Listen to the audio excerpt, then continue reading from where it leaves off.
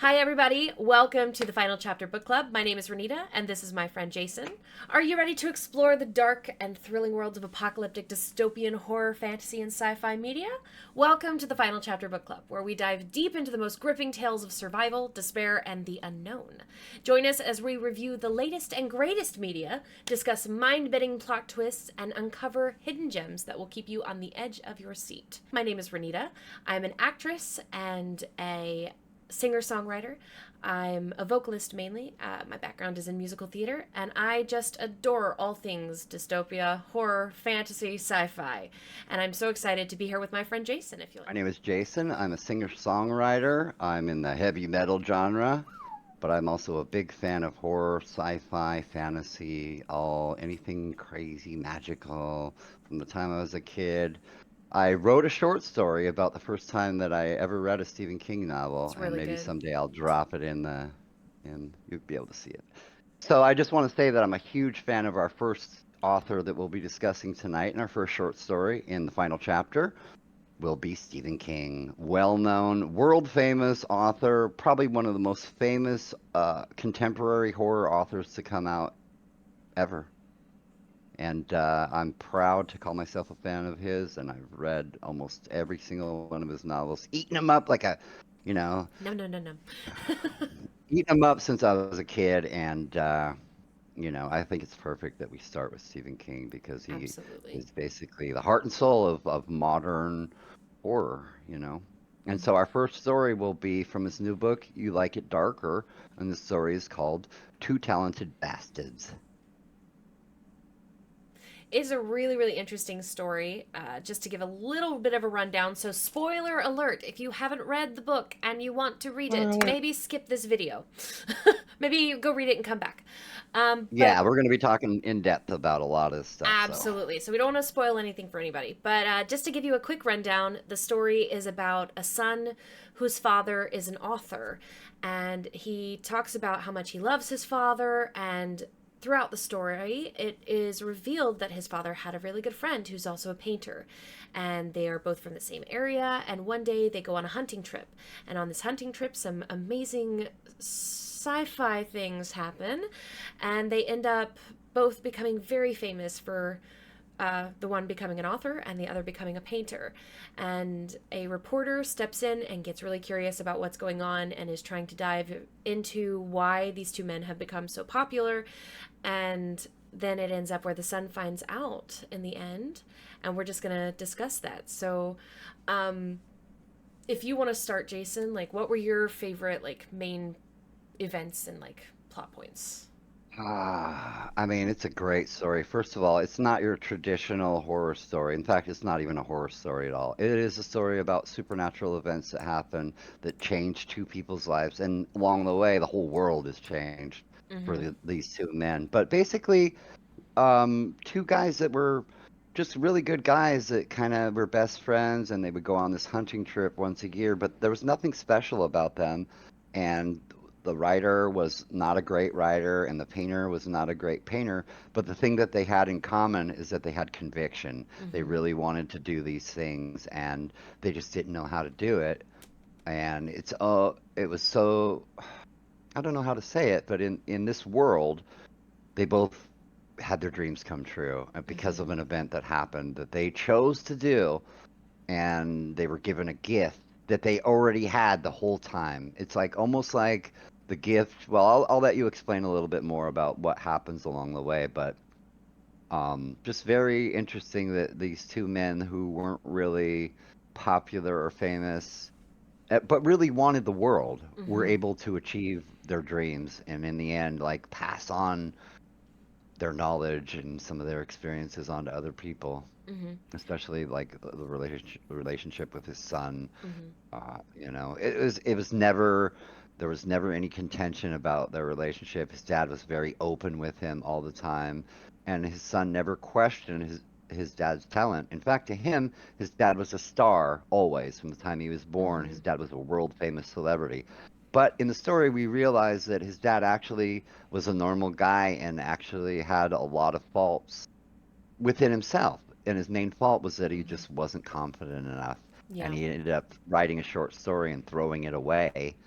And later on in the story, he digs it up and like reworks it, and but maybe the story was good enough. Maybe it was. Maybe. Yeah, so to give a little backstory, is in the middle of the short story, it talks about how these two men went out to this hunting cabin as they did every year.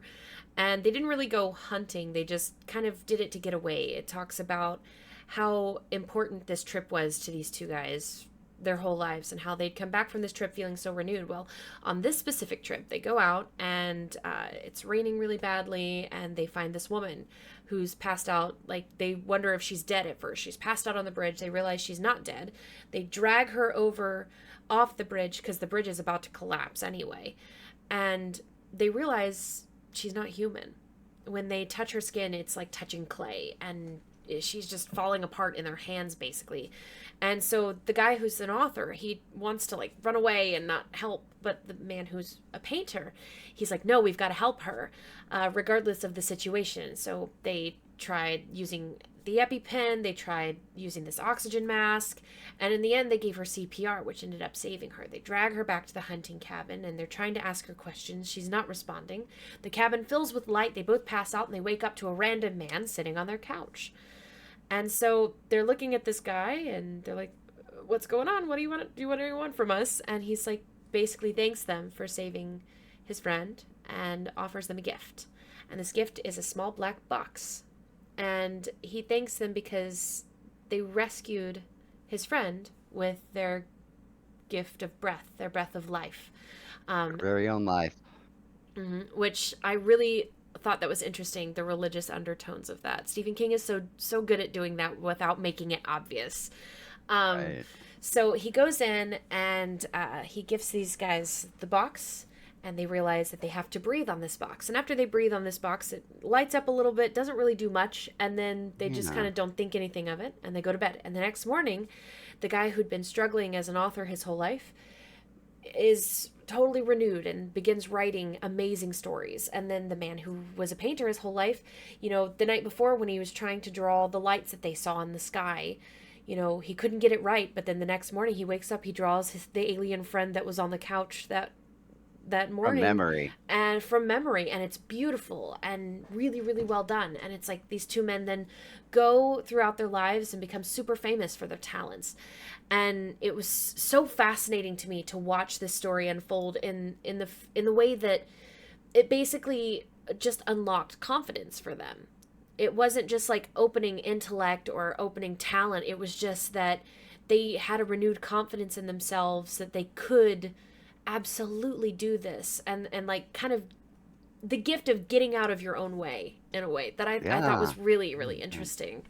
Yeah, I thought it was really interesting that they got a gift and they didn't even realize that it was a gift. They Hmm. opened the box and they're like, "Oh, it's just some parlor trick. It's just some kind of light, It's just, oh, thank you. That was just like they gave us a snow globe. You know what I Yeah. mean?" But they didn't expect anything either, and they had a little conversation and they're like, "What did you expect? You just did the right thing." You know what I mean? Hmm. The whole idea of them going to the cabin and renewing themselves was like a very human thing. They have their own lives and they're like, caught up. They both have, well, one's a confirmed bachelor forever. He never gets married, the painter. And the other guy has a family, and so like these guys are, when they were younger, they had so much in common, and their paths just kind of went different directions even though they're adjacent. The gift was something that they already had, and but didn't realize it. Hmm. They had not realized it. I also want to talk about the aliens themselves. These aliens, they weren't coming down to influence mankind. They weren't coming down to make contact. They were coming down to have a picnic. They were coming down just to Hmm. enjoy the earth. That's what I got the feeling, that they were just there to explore. They Hmm. were, so what they were doing was exactly what the two men were doing. They were getting out on a trip, and they went to this place where they could just be themselves. Hmm. And something happened to them. All of their worlds, came together. These two men saved their friend, and I just got the feeling like it wasn't a big deal to them, even though they made a big deal about giving the gift and the speech for the gift. But Hmm. again, it's like they didn't really talk about what they were doing. It wasn't really important. They were just there to kind of I thought that was really cool. I mean, there was no insight into what the aliens were doing at all. And from Yeah. what they said, there was 9 ships in the sky, 9 lights. So it was a big old like alien party in the woods, just Yeah. having fun. It seemed So like stupid. the brief description that you got, it seemed like they were very knowledgeable as a species. Obviously, as Yeah, most like alien stories, it's like aliens always come down, they know more than us. super But wise. Yeah. it was just so fascinating in the fact that they described like things are going to end someday, Yeah, all and it things will talks end. about how in the end it's like we Life is important. yeah, Yeah. life is important and we just want to go and see as much of it as we can. Like basically it sort Yeah. of hinted as like maybe their planet or whatever had been destroyed. Like it kind of leaves it up to the imagination. Like Yeah. maybe they were like the last ones left and their whole goal wasn't to have war or anything. Like they were beyond that. It was just we want to Yeah. go see these planets, See. see these people, and just kind of Yeah. collect our little Live. souvenirs. And in Yeah. the end they ended up meeting these two guys along the way who rescued their friend. Like even though they were afraid, even though they didn't understand, they rescued her. And so they gave them the gift of just being their best selves and allowing them to grow into themselves as Yeah. their own talents allowed I them to mean, do.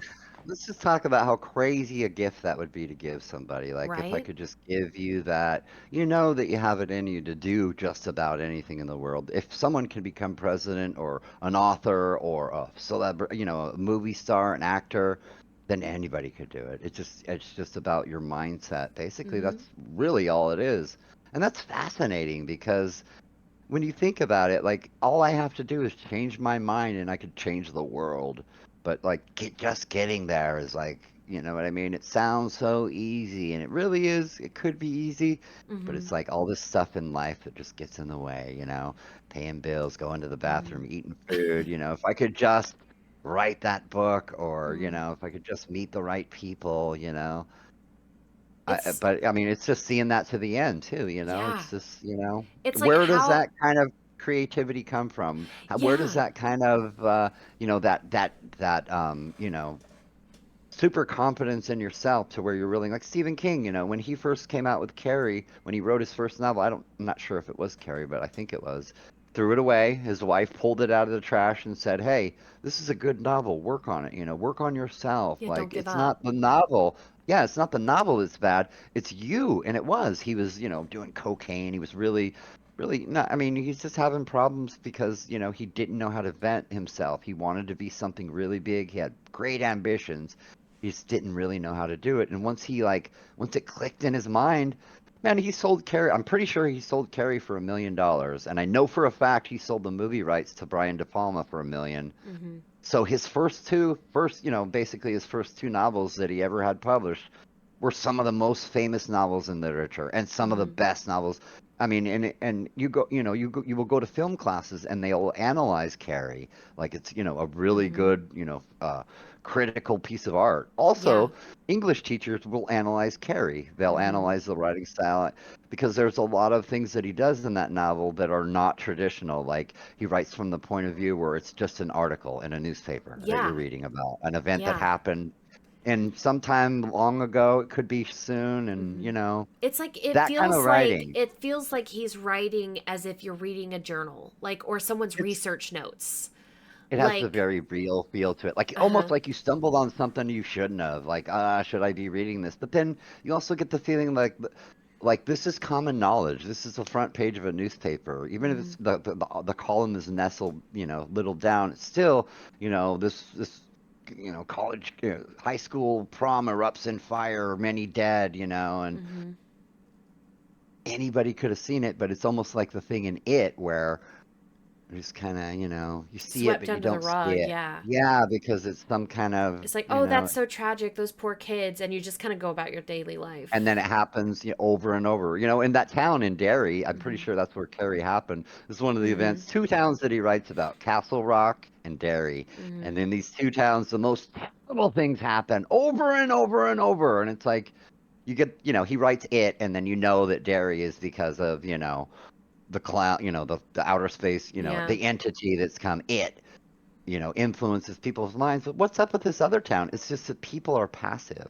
Mm-hmm. People are, they don't want to see things. Sometimes they just, a lot of times, if it's, especially if it's something terrible or horrible, we'll skip right over it, and Mm-hmm.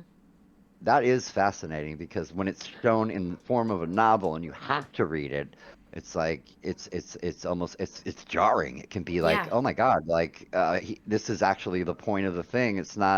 You know, it's not the title Nixon impeached. It's this girl is murdered.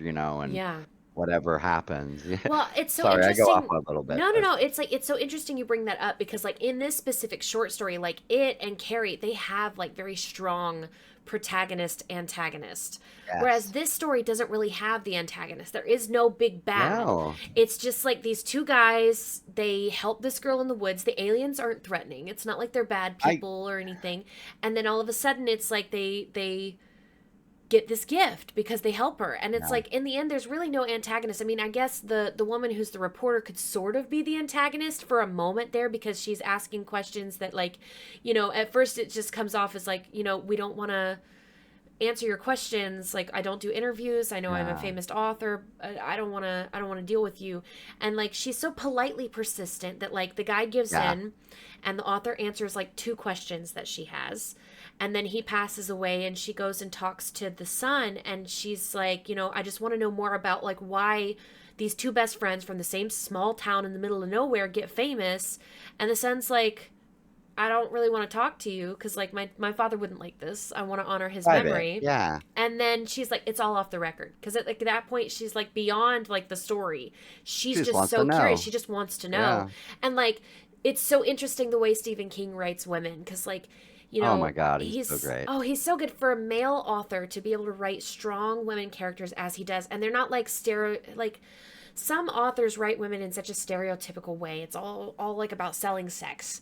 And it's like it's Sex not and like that. emotion. Over, Yeah, yeah. it's not like that with Stephen King. Like it's like it can be super emotional and super manic, like But it can be Carrie, like the quiet mom too. and Carrie, but like Yeah. like again, like you said, very quiet, very calm Annie until Wilkes. until it explodes. And it's Yeah. like you understand the reason for exploding, even if they are like the big bad.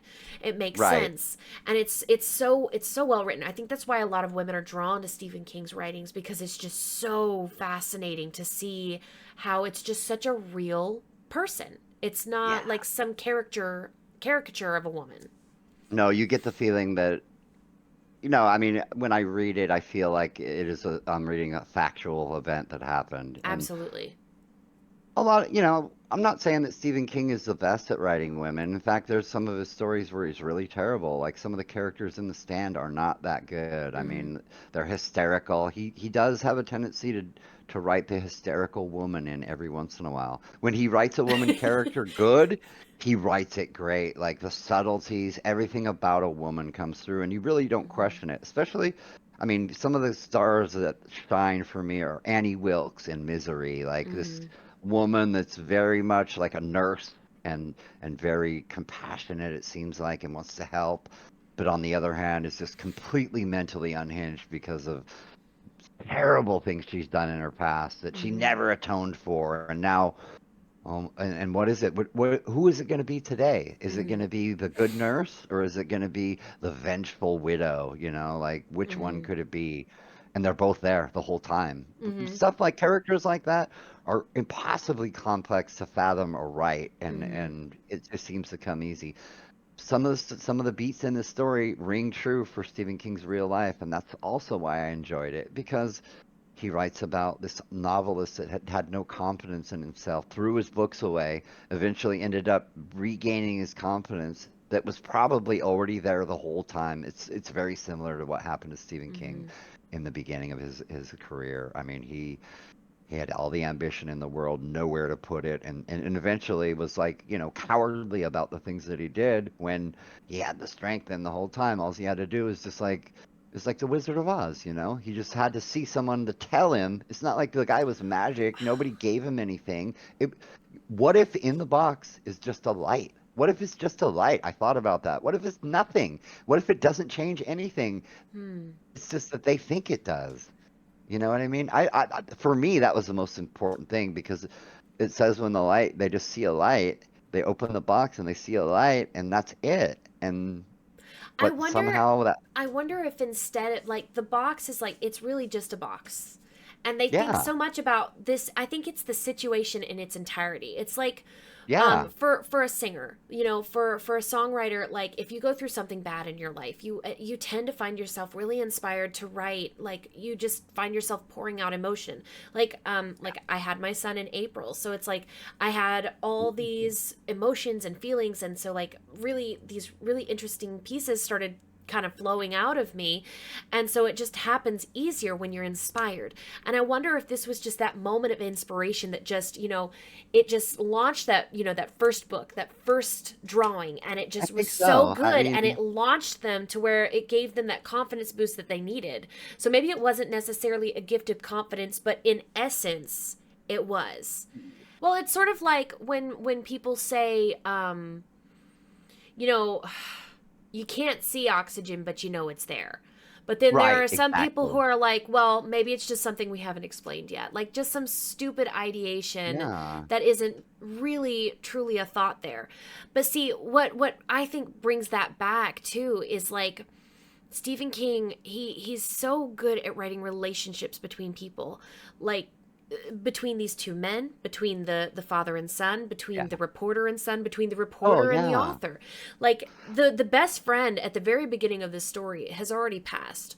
And so, you don't really hear much about the painter. It's really about the author in its essence. But their relationship, these two men, the author and the painter, and how, you know, they needed each other.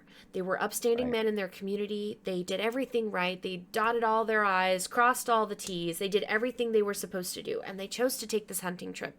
And it's like, there were these tones of, was there like a romantic relationship between these two men? And it was like, it even was such an important statement. Like these men were so close that people assumed that they were in love romantically Yeah. when in all actuality they just had such a high love and just Respect for each other and an overwhelming yeah. respect.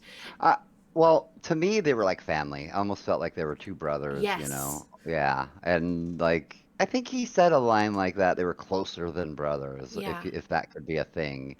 Um, yeah, they talked about that a lot, and that was one of the main plots in the beginning was the author's son felt like the writer, the reporter was trying to dig dirt on them and make them seem like they were a homosexual couple, Yeah. closeted the whole lives, and maybe them going and they had some sexually liberating trip, while they were hunting, and that caused such a, Yeah. profound change in their thinking.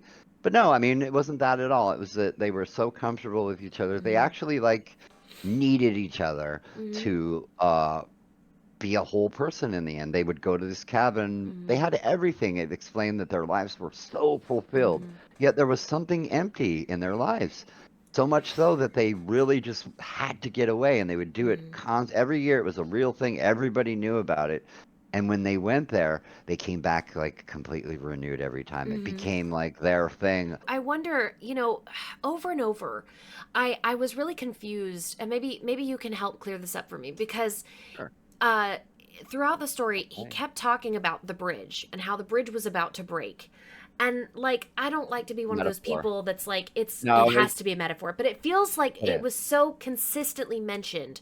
Like they mentioned it when they went to go on this trip, they were scared of crossing the bridge because oh my gosh, I just got it. It's like they You were got it? scared to cross the bridge because it's like it's There's a metaphor for them scared the to unknown. to To be reach out and do the thing to that they do knew the they could thing. do. Yeah, and it's like if they Right. don't do it, it's just going to wash away into The nothing. bridge is gonna That's fall. Yeah, and exactly and okay. So just poof, and light they bulb took moment. such pains. They knew the bridge was falling. Like that's the main thing they talked about when they would go on the hunting trip. You got to be careful of the bridge because no thoughts of them reinforcing it. They said one year the river came so hard they had to climb around. They couldn't use the bridge, and they were afraid it was going to be washed out. But they never thought about repairing it. It was just a thing that once it's gone, it's going to be gone. Yeah, The bridge in itself was almost like a magical thing. Once they cross that bridge, they're in another world. yeah, But it's more than that. It's like you said, it's like the bridge is the fear of their unknown, yeah. Because taking this, the leap. yeah, because And they once the bridge found is gone, they can't go back, yeah, and they found the woman on the bridge. So it's like on the bridge. they had to face their fear They had to Make it face that unknown head on, and they had to just dive in without question, without fear, make. and really breathe life into their talent, which is Oh what my I God, think that so good. was. Yeah, that Yeah. was really good. Oh, I mean, her being on the bridge, I mean, they literally not, it wasn't a metaphor at that point. They had to cross this bridge that they knew was going to collapse to Hmm. rescue this woman, and they Yeah. did it without thought. They really were just like, oh, I think that, they thought about it. They're like, this just sucks. They were Yeah, but talking about it the it's whole either time. she's gonna die or wash away with the bridge. One, Yeah. like either way, And if the we and don't help her, she's gone. also, here, I'm gonna take you one step further. The woman was a metaphor for their future endeavors, Hmm. for their courage to do the things. Because once, if they let her die, then their ambitions and hopes would have died with her. You Hmm. know what I mean? It was Gosh, their last chance. that's so And if once they interesting. breathe life into her, they breathe life into themselves. Yes, yes, that's so good. And it's so interesting because it's such a beautiful allegory for like what humanity is, like for what we go through, us with our music and things that Oh my we God. enjoy, like and our dreams with that. And it's like, how many times have you sat there and just been like, man, I feel so uninspired. I don't know what I'm doing. I don't know the end goal.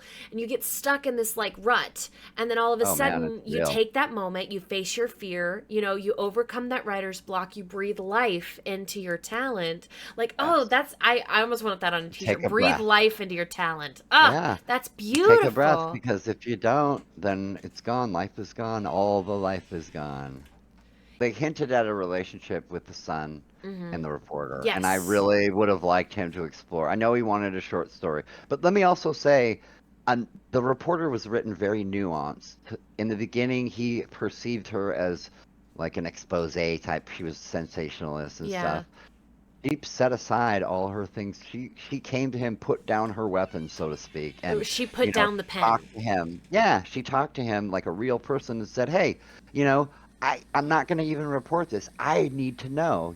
And as a human, please, I'm interested. I have love for your father as an author, and I actually invested in this thing, and now." I need to know. And wow. And he really reacted good. He was just like, oh my God, he realized that she was a real Hmm. human and that he needed to talk to somebody about this. I don't Yes. I don't know if it said that he had a wife and kids or not. It never really touched No, on I that, I but don't think he did. I think what it was yeah. is that there were questions that needed to be answered that he didn't even know to ask. And And that she was, she opened that up for him, and yeah. I think she was the one that Oh really no, for sure. inspired him to look into this, and that's what 100%. caused him to find the story. And then in the end he The finds the box. box himself. He goes to the Yeah, well, I cabin. mean, again, she was breathing life into him. Without her in the story, he would have literally let everything die. I mean, let the whole end of that, let it go, Hmm. because to him, there's nothing supernatural. There was nothing going, everything, again, everything was normal from the beginning. His dad was great. The dude was great. There wasn't ever a time when they weren't great. Hmm.